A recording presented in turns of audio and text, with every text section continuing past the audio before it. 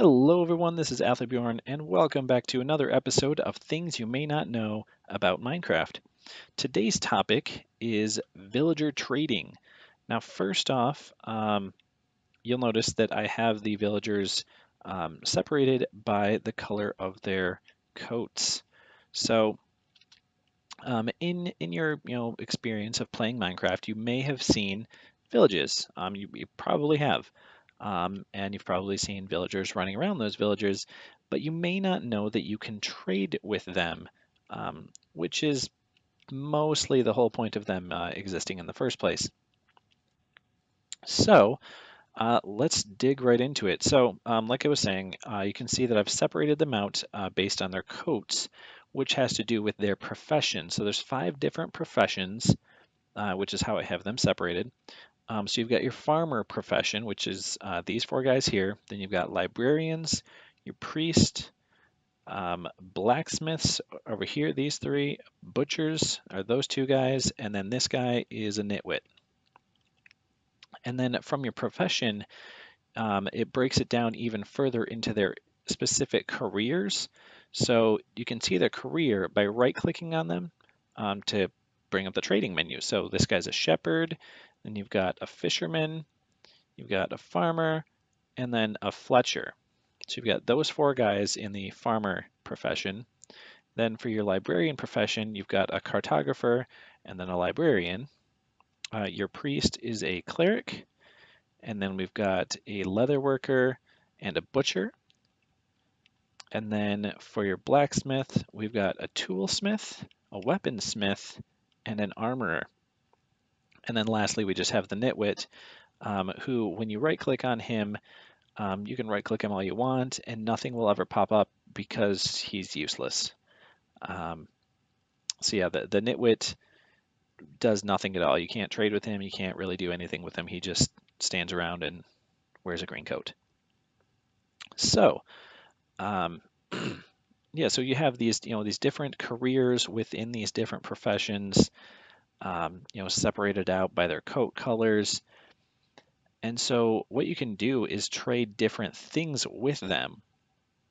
So like the shepherd, if you happen to have a bunch of sheep that you can shear, you can trade him wool and get emeralds from him.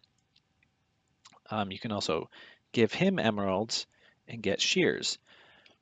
And so with trading, as you trade more and more with the villagers, you can get more things. So if I were to come over here and get a stack of wool, I'm gonna put it in here and get some emeralds.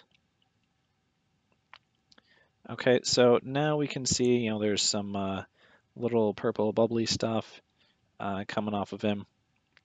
So he's feeling pretty happy because we just traded with him, but also he's unlocked some new trades.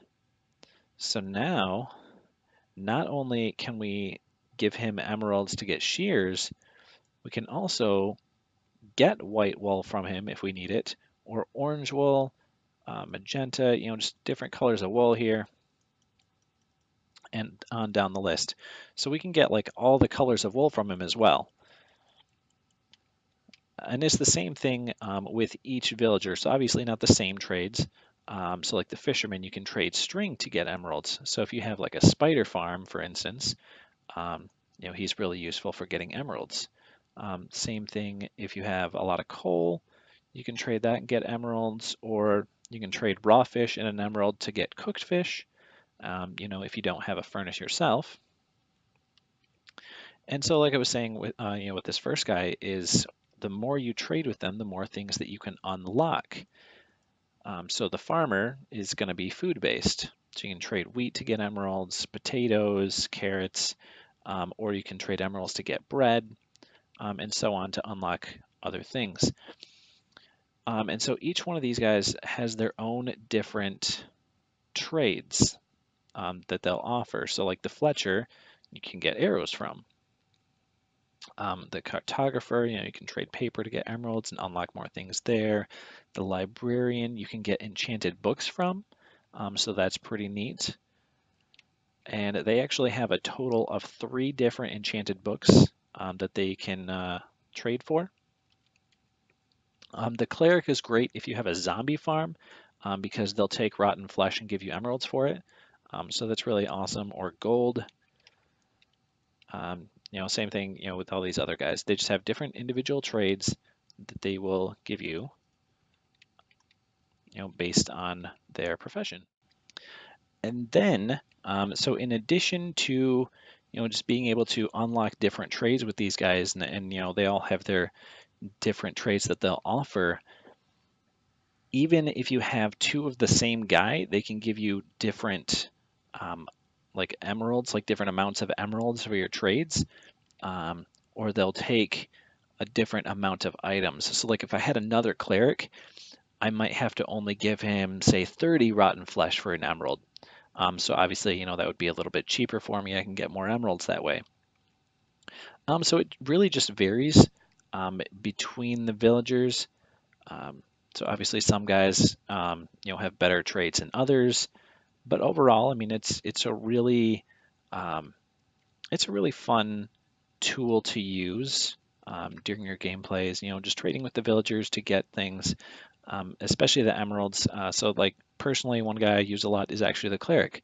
Um, I've had a couple of worlds that I've played where I had zombie farms, and I would just go down there and kill a bunch of zombies, get all this rotten flesh, trade it to the cleric, the cheapest cleric I could find, and get some emeralds from him, which then I could use to go to other villagers and trade for other things that I wanted, like enchanted books and whatnot. But yeah, so that's really all there is to it about trading. Um, definitely worth looking into if it's not something you've done before. But yeah, it just adds unique experience to the game. And like I said, everybody is pretty useful, except for the nitwit, of course. But yeah, it's a lot of fun. And that is all I have. So if you like the video, hit the like button. Let me know what you think in the comments down below, and subscribe if you're new. And I will see you guys in the next video. Thanks for watching. Bye.